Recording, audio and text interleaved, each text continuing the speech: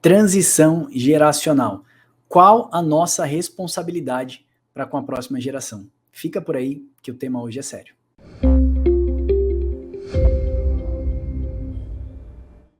Oi, sou Wesleyano de Belo Horizonte, Minas Gerais. Vem estudar com a gente. Muito bem, faça igual ao nosso irmão Wesleyano, de BH, Belo Horizonte. Muito obrigado, irmão Wesleyano. Junte-se a nós, irmãos, vem estudar a palavra de Deus. Seja uma das noivas que vai estar com a sua botija cheia. Seja bem-vindo, meu parceiro Wilber. Vamos fazer esse estudo muito sério, muito importante para os nossos dias? Sim, vamos lá, bora lá para esse estudo, que é, como tu falou, bem sério, bem importante e bem fundamental para a igreja nos nossos tempos, né? Maravilha. Então, para a gente começar esse estudo, eu quero pedir para o Wilber ler Hebreus 12, do verso 1 ao 3. Vamos lá, Wilber? Sim, vamos lá. Então, Hebreus 12, do 1 ao 3, vai falar assim: portanto, também nós, uma vez que estamos rodeados por tão grande nuvem de testemunhas, livramo-nos de todo o que nos atrapalha e do pecado que nos envolve, e corramos com perseverança a corrida que nos é proposta, tendo os olhos fitos em Jesus, autor e consumador da nossa fé. Ele, pela alegria que lhe foi proposta, suportou a cruz, desprezando a vergonha, e assentou-se à direita do trono de Deus. Pense bem naquele que suportou tal oposição dos pecadores contra si mesmo, para que vocês não se cansem nem se desanimem. Maravilha. Então, olha só, nós vamos falar hoje sobre a transição geracional. Nós precisamos entender a nossa responsabilidade na história. Nós vamos fazer um outro vídeo depois que eu vou mostrar uma linha do tempo de uma história geracional. Quando Deus chama Abraão, Abraão capacita Isaac, Isaac capacita Jacó e assim sucessivamente até isso chegar aos nossos dias. Veja que o bastão da vez está sobre as nossas mãos, nós, né? Por isso que eu sempre uso aquela expressão, nós somos as sementes que Deus vai usar para mudar a nossa geração. Deus está contando com a nossa geração para levar a obra do evangelho adiante. E aí você vai dizer, tudo bem, nós estamos aqui, nós estamos prontos para isso. Mas essa palavra, ela vai de encontro com os líderes, principalmente aqueles que encabeçam algum trabalho. Por quê? Nós precisamos ver se nós estamos formando pessoas ou multiplicando membros apenas dentro das igrejas. O que a gente pode perceber nos nossos dias hoje são templos cheios de pessoas, mas poucas pessoas verdadeiramente preparadas. Nós sabemos que a obra do Senhor, a seara, né, é muito grande, mas poucos são os ceifeiros. E eu terminei um estudo hoje, do qual nós vamos apresentar para vocês nos próximos dias também, que fala sobre a seara. Né? Nós vamos ver muitas ovelhas, mas sem pastor. E você fala, como ovelha sem pastor? Às vezes a ovelha está dentro da igreja, mas ela não está sendo pastoreada. Muitos pastores hoje não têm nem cheiro de ovelha, né, Wilber? Nós vimos um documentário essa semana, eu e o Wilber, das megas igrejas. E a gente começou a ficar muito triste, sabe? Pastores que têm jatos, aviões, umas coisas malucas. E esse nunca foi o propósito de Deus para a igreja do Senhor. A igreja do Senhor foi edificada sobre pequenos grupos, ou chamado assembleias, pequenas assembleias. E esse eu não quero entrar muito nesse contexto, porque é tema de um outro estudo que nós vamos fazer. Mas eu quero que você entenda que nós precisamos ter a mesma preocupação que o apóstolo Paulo tinha quando ele escrevia em suas cartas. O apóstolo Paulo estava focado em preparar obreiros e destinou toda a energia que ele tinha a informar pessoas, porque ele entendia que no seu tempo ele era apenas mais um mensageiro dessa tão grande mensagem, e por isso que nossos estudos nós falamos bastante aqui, você é apenas um mensageiro, você não é a mensagem. Por isso quando os irmãos me mandam às vezes, Hilber, vídeo daqueles pastores eloquentes, gritando, arrancando terno, pulando, rodopiando, eu acho aquilo um grande sensacionalismo, eu acho alguns movimentos, na verdade, com uma hiperestimulação sensorial, sabe, se não são luzes, música, canhão de fumaça, tudo aquilo que pode mudar e agitar o seu senso, né, moral, assim, ou o seu senso de motivação, a gente percebe que as pessoas utilizam de todos os artifícios, todos os argumentos que tem para mudar isso. E não é a respeito disso, nós devemos usar a nossa energia para treinar outras pessoas. O Papo com Deus tem um ministério de servir a igreja de Cristo e o que? Edificar o povo santo. Nós não estamos aqui para edificar uma igreja. Nós não queremos ser como Nimrod, que edificou um templo e queria fazer o seu nome grande. Irmãos, muitas igrejas hoje têm edificado seus megatemplos e têm feito seu nome grande. Concorda com isso, Wilber? Sim, é exatamente isso. Como a gente viu, né, as pessoas levando o evangelho para um outro lado, como tu falou, se tu tem uma igreja, uma mega igreja, como que você vai ter o cheiro da ovelha? Como você vai ter o contato com aquela ovelha? Você tem 5 mil, você tem 7 mil membros, você não vai conhecer os seus 7 mil membros a fundo, você não vai saber o que passa pelos seus 7 mil membros. Então, isso vai acabar desmotivando tanto a pessoa que está lá como membro, porque ela vai querer fazer a obra e não vai conseguir ter o desenvolvimento que ela pretende ter, não vai ter o acompanhamento que ela pretende ter, porque tem 7 mil pessoas ali juntas, né? Então, óbvio que não é fácil você estar nesse convívio, nesse meio, e o pastor ele vai estar também um acesso mais restrito, né? Porque você tem 7 mil pessoas, então, como a gente, por exemplo, que fica no WhatsApp, que recebe mensagens, imagina a gente com 7 mil membros de uma igreja, como ficaria também complicado. Então, tudo isso é um problema que a igreja tem que resolver e talvez a igreja não esteja preparada para resolver, porque a resolução desse problema seria diminuir o tamanho dessas igrejas. Eu acho que esses pastores eles não estão preparados para isso. Pois é, a gente tem visto isso no nosso tempo, Wilber, em multiplicar. Por isso que eu falei, eu não quero entrar muito nesse contexto, porque é tema de um outro estudo, né? Então, o que as outras igrejas mostram para os nossos líderes da nossa época? Que tem que multiplicar, que tem que crescer, expandir o reino. Só que multiplicar para ele é multiplicar o espaço, multiplicar o tempo, etc. E eu sério mesmo, eu me sinto constrangido, eu me sinto diminuído perto de um grande templo, dentro de um grande homem, né? Então esse grande homem, esse grande líder acaba tendo um poder muito grande sobre as suas mãos, e aí entra a corrupção, uma série de outras coisas que a gente já conhece. Em vez disso, a necessidade era formar pequenos grupos, na verdade, treinar e capacitar todos para que você se tornasse inútil, inclusive para a sua assembleia. Então a gente sabe que Jesus discipulava aqui, irmãos, eu vou deixar esse e-book na descrição do vídeo para vocês baixarem. E eu tô falando isso com bastante peso no coração, tá? Eu tô com o coração bastante pesado, esse foi tema do nosso contexto lá, ô Wilber, eu nem passei isso para você, o nosso contexto lá no Senhor, nós tivemos um final de semana, o pastor Felipe Moraes, o irmão Gerson, tantos outros irmãos que eu tive a oportunidade de conhecer, e era a preocupação de passar o bastão para a próxima geração, sabe? Os homens de hoje estão amando mais os seus templos, os seus púlpitos, do que a próxima geração. E é por isso também que eu coloquei esse cara aqui, ó, correndo, e entendendo que ele vai passar o bastão uma hora para outra geração, e você precisa passar enquanto você ainda tem vigor. Sabemos que Jesus discipulava mais por atitudes do que por palavras, né, Wilber? Até mesmo por isso que ele causava muita polêmica, porque Jesus fazia e depois ele explicava por que ele fazia.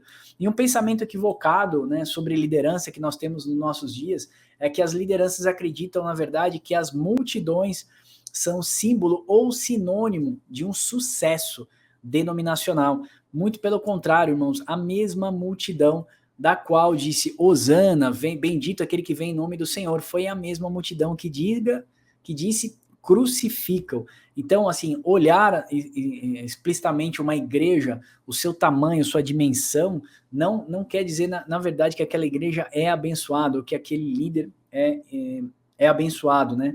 Então, existe um grande equívoco nos nossos tempos, dos quais os homens têm investido mais em tecnologia, em sistemas de som, e menos em pessoas. E agora eu quero chamar a atenção para cá, para a gente poder bater um papo. Deixa eu até puxar aqui.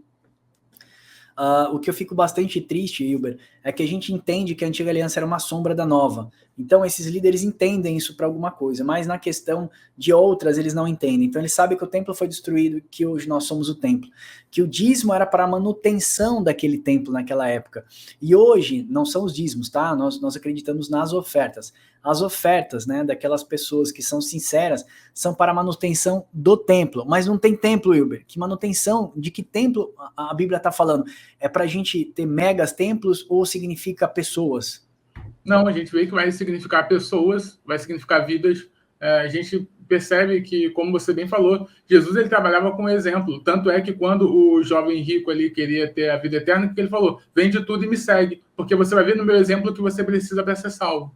Então, Jesus ele trabalhava muito com o exemplo. Ele sempre mostrava os exemplos, né? As curas eram através de exemplos, as parábolas eram através de coisas de cotidiano, agricultura, exemplos agrícolas, e depois ele explicava o porquê que era falado aquilo. Então, como você falou, a gente quer crescer templo, quer investir em templo, mas a gente vê que o dízimo era para a manutenção do templo. Mas hoje Cristo falou, você percebe que Cristo falou, derrubar esse templo e eu vou reconstruir em 3 dias, e é o seu corpo. Então, a manutenção é para o corpo de Cristo. Óbvio que o corpo de Cristo tem um espaço, então você precisa ter ali o mínimo de coisa para o espaço. Mas agora você ter o mínimo de coisa para o espaço e você gastar, como a gente viu lá naquele documentário, 15 milhões num templo, aí você já está com outras coisas em mente, não com vidas. Aí eu quero dizer assim, qual liderança, Wilber, nos nossos dias pegaria pescadores e treinaria pescadores para liderar a sua igreja? Ninguém. Pegaria analfabetos, ensinaria os analfabetos a liderar a igreja? Ninguém. Eu até dei o exemplo num outro vídeo, né? Pega lá aquela igreja de Orlando, que tem um dízimo de milhões de dólares mensal. Pega lá os pescadores e coloca os caras para liderar aquela igreja. Nenhum dos nossos líderes do nosso dia faria uma coisa dessa. Eu vejo aí que as grandes igrejas possuem teólogos e mais teólogos, assim, de um, vamos dizer assim, de um gabarito gigantesco que eu tenho até vergonha. O que acontece, irmãos, é que tem causado um grande suicídio geracional. Em vez de vermos mais transição geracional, nós temos visto um grande suicídio. Porque muitos possuem um chamamento ao ministério, mas eles vão ficar perdidos, Wilber, nesse meio. E isso está acontecendo porque a liderança, né, os seus grandes líderes, centralizam a obra em si mesmo. Eles não treinam pessoas para deixar um legado. Eles deixam seus livros, suas mensagens e tantas outras coisas. Nós vemos aí quando morre um grande pregador como Charles Spurgeon, a gente tem um grande hiato de tempo até que se levante o novo. Billy Graham, né, um grande pregador na nossa época, foi embora. E a gente tem um novo e grande hiato, porque os ministérios estão sendo focados em grandes líderes e não pequenos grupos. Veja, se treinarmos pessoas e capacitar as pessoas, logo todos os irmãos vão estar no mesmo nível de amplitude como nós, mas os líderes focam nele, né, bloqueiam os púlpitos, vamos dizer assim, trazem uma multidão de pessoas para ouvi-los falar e não tem quem dialogue com eles. Eu me sinto minimizado no meio de uma multidão de pessoas. Eu gostaria de ir numa igreja, e agora eu vou começar a procurar uma igreja menor para mim. Eu vim de uma igreja de 10, 15 mil membros, tinha cultos de 4, 5 mil pessoas aos domingos. Eu levei você lá, né? Você foi lá comigo, né? Nós fomos lá, aí comecei numa igreja menor, mas, irmãos, eu vou procurar uma igreja menor ainda, sabe por quê? Porque eu sei que o Senhor tem uma grande obra através da nossa vida, e eu quero trabalhar para Deus, não quero trabalhar somente na internet, eu quero cuidar da vida do meu irmão, eu não quero simplesmente ajudar uma pessoa carente na internet, mandar uma comida para ele, eu quero relacionar com pessoas da nossa comunidade, igual o pastor Rafael Mikio fala, né, que lá no Japão eles vão trocar o chuveiro de um irmão, eles ajudam a alimentar o outro irmão e tal. Você percebe ali os dízimos sendo distribuídos como a forma deveria ser desde o início da igreja, né? Da primeira igreja, a igreja que nasceu ali com os apóstolos, uma igreja enviando recursos para abençoar outra igreja. Só você ler as cartas de Paulo, você vai ver isso. Os irmãos fazendo uma vaquinha, vamos dizer, nos nossos dias, né? Para enviar recursos não só para Paulo, mas para os irmãos que estavam carentes, né, numa outra região. E quando a gente vê uma igreja hoje pegando dinheiro do seu ministério enviando para outro ministério, irmão, quase que nunca. Aí vai dizer, não, nós estamos treinando uma outra geração. Discipulado você está ministrando a palavra para 10, 15, 20, 30, 50 pessoas, um grupo pequeno, e a pessoa poder se expressar, poder perguntar, vocês poderem dialogar. Isso funciona. Você vê os apóstolos pregando em sinagogas pequenas, Wilber, eles iam de sinagoga em sinagoga, Jesus ia de sinagoga em sinagoga, ensinando em pequenos grupos, pequenas assembleias. Esse é o modelo de Deus para nós. Eu acredito que nós temos visto mais suicídios espirituais do que transição geracional. Eu vou falar de uma pessoa aqui do meu município, eu não vou citar o nome dela, mas um homem inteligentíssimo, Wilber. Eu fui no enterro dele, e é um cara que toda igreja que chegava, o pastor se sentia como é que eu posso dizer? Pressionado, porque o homem tinha uma teologia fantástica, e poucos foram os púlpitos que deram oportunidade para esse homem pregar. Esse homem pregou no seu tempo, em raríssimas igrejas, e morreu com grande conhecimento. E as filhas dele vieram aqui em casa, me entregaram os livros do seu pai, querendo que eu publicasse o livro do seu pai, e que eu levasse esse legado adiante. Então você vê um homem quando morre, ele morre o legado com ele. Nós precisamos entender que a obra não é nossa, a obra é do Senhor. E o que acontece com a nossa geração? A gente está olhando os grandes e se espelhando nos grandes, quando a gente tinha que olhar para os pequenos. E o modelo de Cristo é pequeno. Se eu quiser olhar para os grandes, eu vou fazer como Nimrod. Eu vou erigir para mim um grande templo, né, Hilber? Um grande monumento, e vou fazer o meu nome grande, que era a grande confusão de Babel. Aí Deus fala, vamos descer e vamos acabar com essa história aí. E os homens hoje em dia têm feito a mesma coisa. A igreja tem se achado rica, mas a igreja está pobre. A igreja do Apocalipse, a Filadélfia dos nossos dias, se acha rica. Laodiceia. Som. Oi? Laodiceia, você falou Filadélfia. Perdão, a última igreja, né? Ela se acha rica, mas ela está pobre, né? Ela se acha bem vestida, mas ela está nu. E ainda tem repreensões mais pesadas. Você acha que você tá... Olha, antes você tivesse frio ou quente, mas porque você tá morno, eu vou ter que vomitar você. Ou seja, a igreja que acha que tá muito bem na fita. Como é que tá isso, Ido? Você acha que você concorda com essa fala? Sim, concordo. Você falando do suicídio espiritual, você colocou uma ótica, né? Mas se a gente perceber, esse suicídio espiritual acontece em várias camadas. Eu vou dar o exemplo de uma. Uma igreja muito grande, em vez de colocar os membros ali e ver o que tem a melhor aptidão, qual o Espírito Santo vai capacitar, não. O que faz? Eu vou escolher a liderança de acordo com o dízimo que essa pessoa dá. Então, você tem ali um grupo de pessoas até mais capacitado do que um outro irmão que está ali na liderança, mas esse irmão é liderança porque ele dá um dízimo maior. O que vai acontecer com os outros? Vão se sentir de lado, vão se sentir jogados no canto, vão ali começar a apagar. Ou seja, está acontecendo aí de novo um suicídio espiritual, só que dessa vez pela má gerência dos pastores. Porque se o dom é de Deus, eles têm que entender qual Deus está trabalhando, o dom de ensino, o dom de palavra, o dom de oração, e ver qual essas pessoas estão se saindo melhor dentro desses sistemas, dentro desses conceitos, e colocar essas pessoas para liderança. Mas não, como que acontece? Vai ser liderança, vai ter oportunidade, vai ser ali o top da igreja quem dá o dízimo maior. E isso gera um suicídio espiritual também. Olha, eu nem toquei nesse assunto, mas é uma coisa que me deixa muito chateado. Olha a liderança de uma igreja e olha mais ou menos a quantidade de dízimo também que para os nossos dias que essa pessoa contribui. E aí você vai ter a prova se a liderança está fazendo algo correto ou não. Eu acho isso muito errado. Né?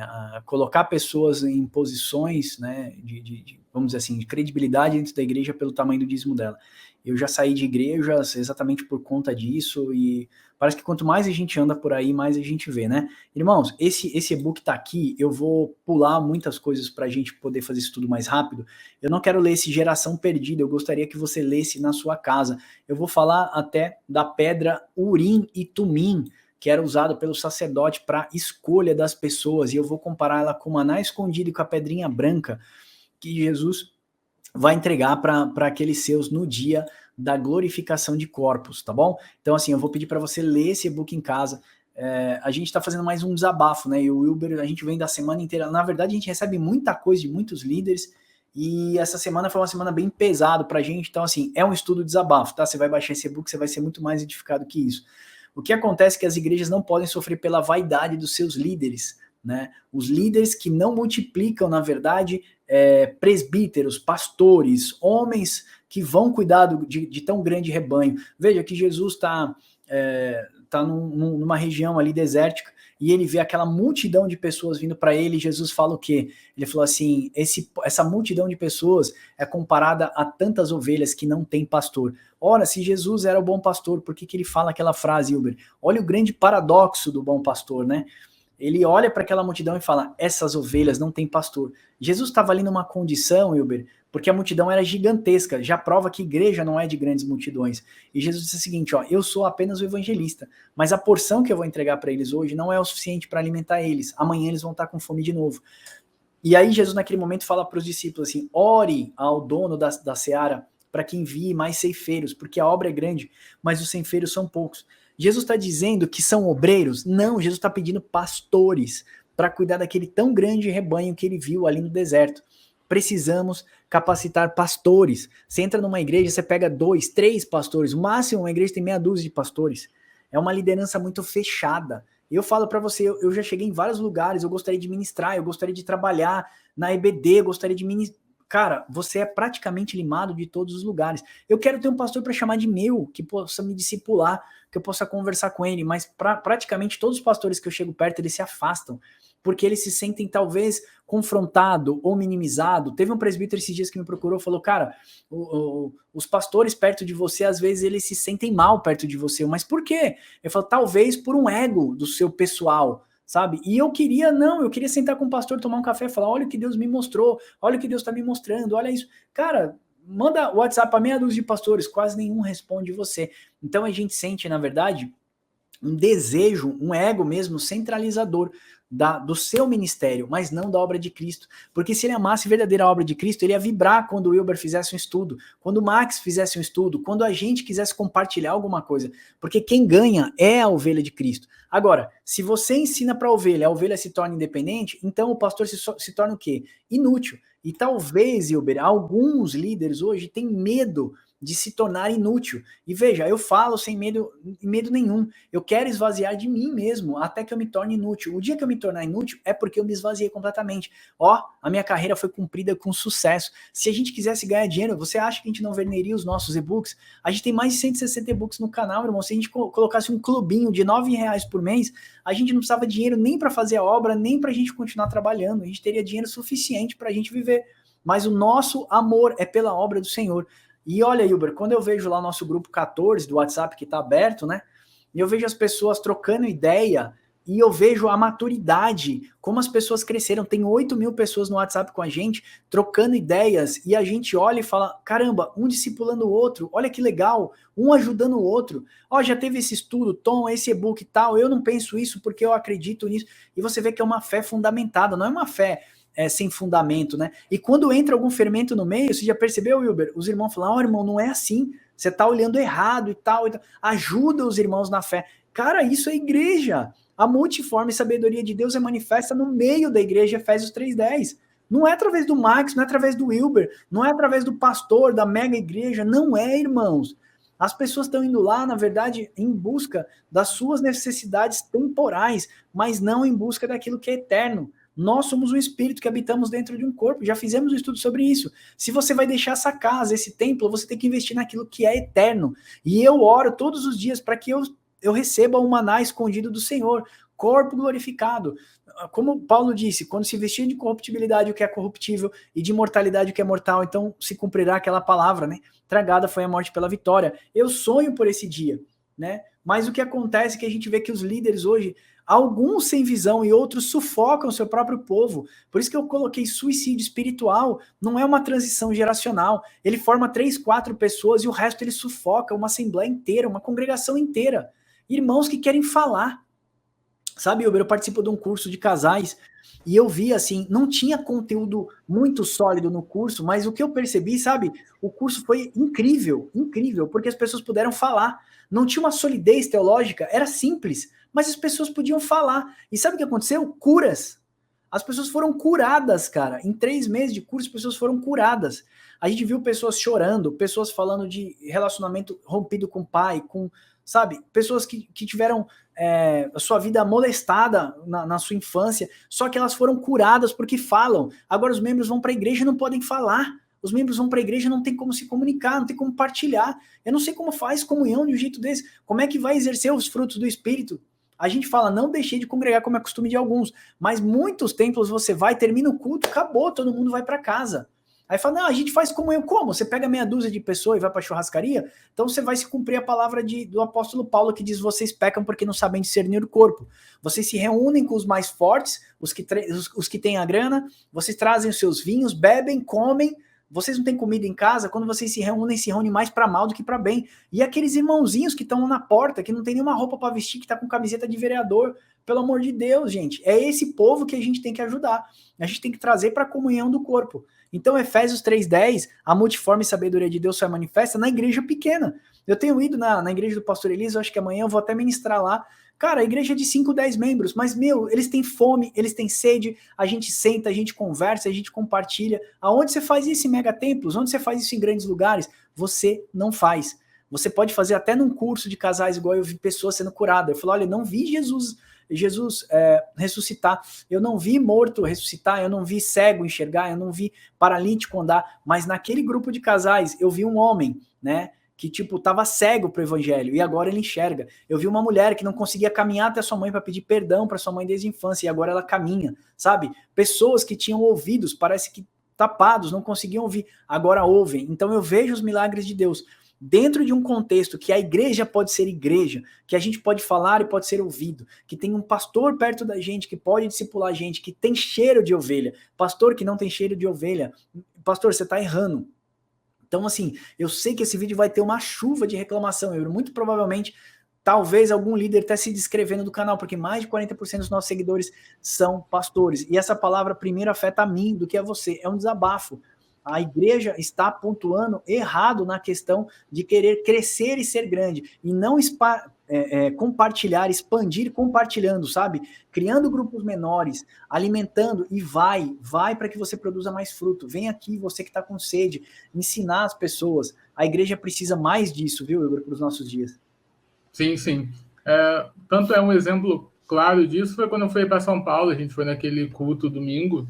Foi. E, tipo, eu entrei no culto, eu conheci o Max, a Van e o Lucas, eu saí do culto e eu só falei com o Max, a Van e o Lucas, ou seja, eu não tive comunhão com ninguém. Tipo, não sei quem são não sei quem era da liderança, não sei quem era membro, não sei quem era ninguém. Eu fui num culto, eu ouvi a palavra e eu voltei para casa. Ou seja, eu não tive aquele contato com os irmãos da fé, eu não estava ali conversando com pessoas que professam a mesma fé que eu. Foi simplesmente, vai ser que eu fui como que eu posso dizer?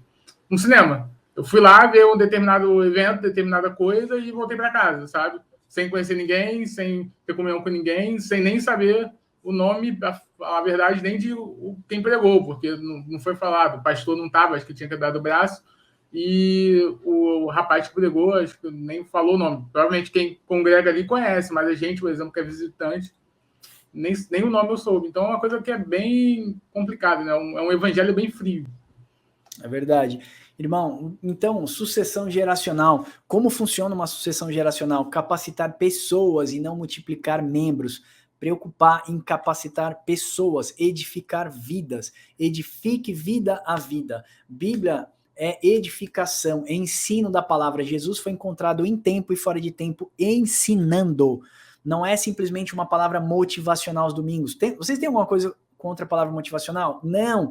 Mas quase todos os domingos a gente percebe, se você liga o rádio, coloca no streaming pela internet, você vai ver muita motivação e pouca capacitação de verdade.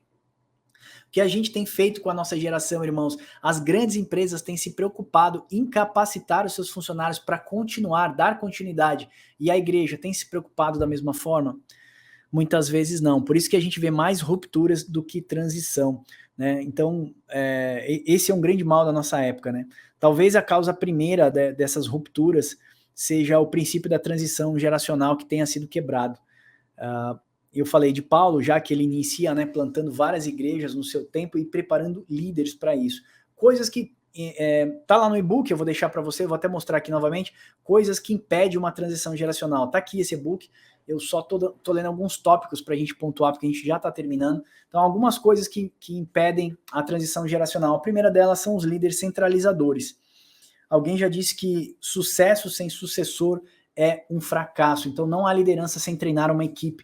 Jesus treinou pessoas. Não há liderança sem treinar novos líderes. Irmão, olha só, nesse episódio que eu falei para vocês, eu falei que não ia falar, mas estou falando, né?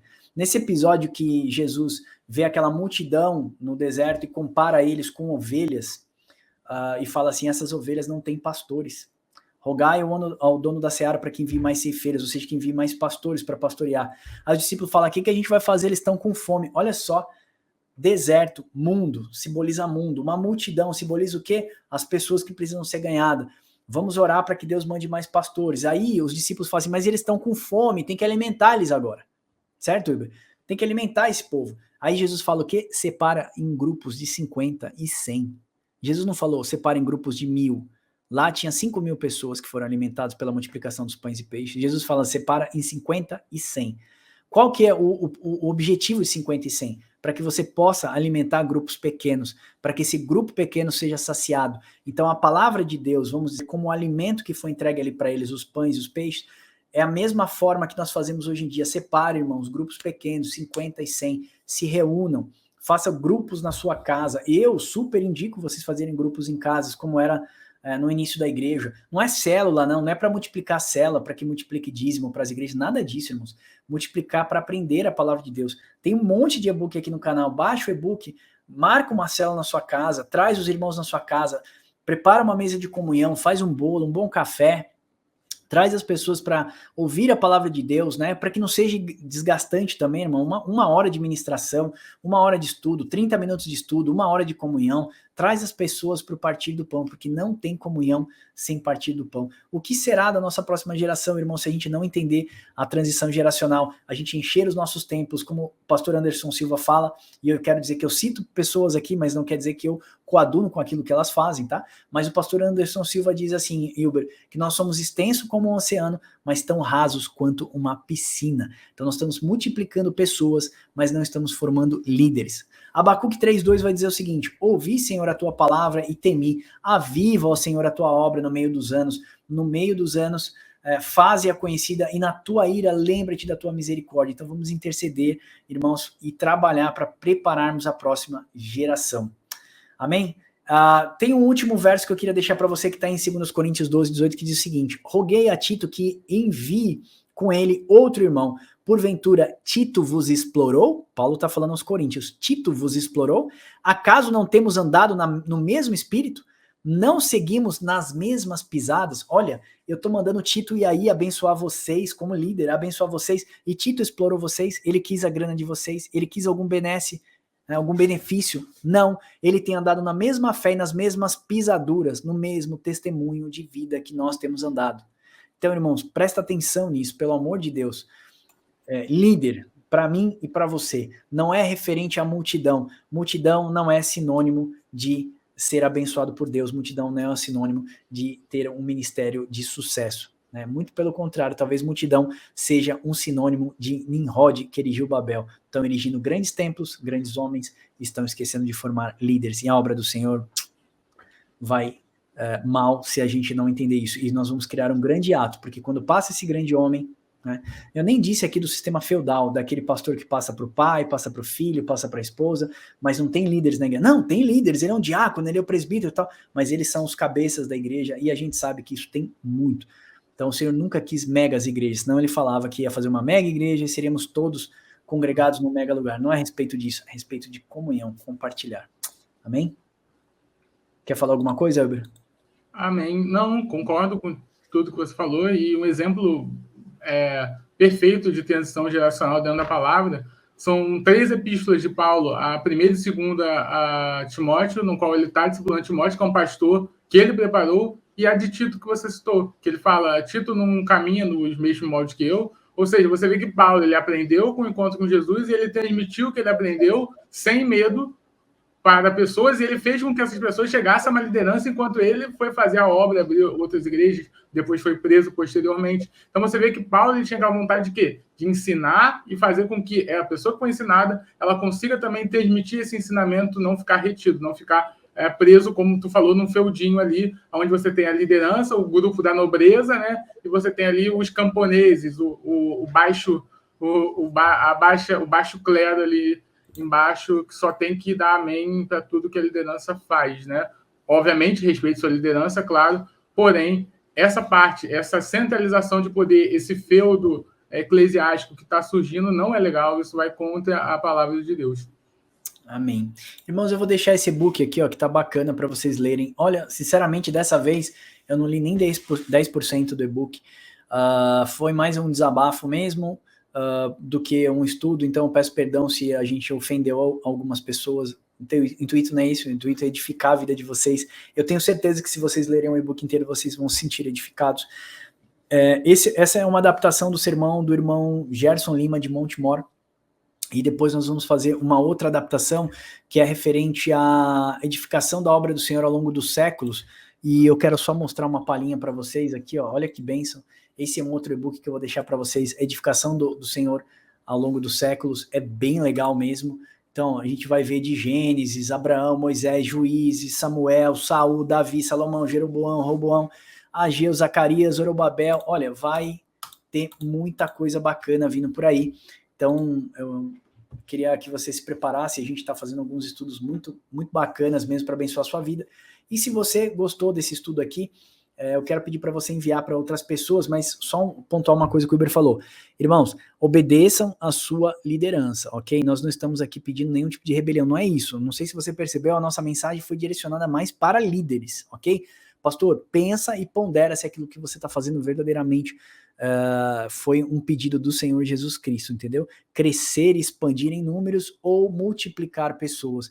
E outra coisa, Uber, que a gente não falou, nem eu até pulei muita coisa. Olha, não se fala mais nem de missionários hoje em dia, né? A gente vê a janela 1040 lá nesse estado. Eu vi esses dias que descobriram uma igreja na Coreia do Sul, na Coreia do Norte, perdão, no subterrâneo, mataram todos os membros e prenderam as crianças e mulheres, mataram todos os homens.